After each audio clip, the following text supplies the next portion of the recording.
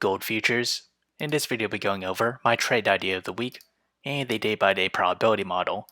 So let's start off with the technical analysis on the 1 hour chart. With our main and positive MACD, we're approaching to overbought levels with the RSI. With the 4 hour chart, we remain in positive MACD and approaching to overbought condition with the RSI. As we extend that further to the daily chart, we remain in slightly positive MACD, seeing signs of a converge. As with the trade idea, I'll be trading GLD. My trade position size for it is less than 1% of my portfolio. My long entry is at $166.88, and that is this range here. My sell target is at $171.90. My stop loss is at $165.12. However, if I were to open a short position, my entry is at $173.34, and that is this range here.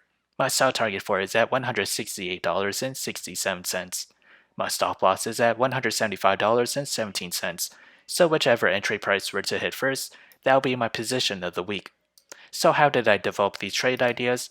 It all comes from the day-by-day probability model, and as we progress to the 5th day or week of trading, gold features as a 25% chance to climb between 0 to 2%, a 50% chance to climb between 2 to 4%, and a 25% chance to fall between 0 to negative 2%. So if you enjoyed this content, feel free to like, comment, subscribe, and thank you for watching.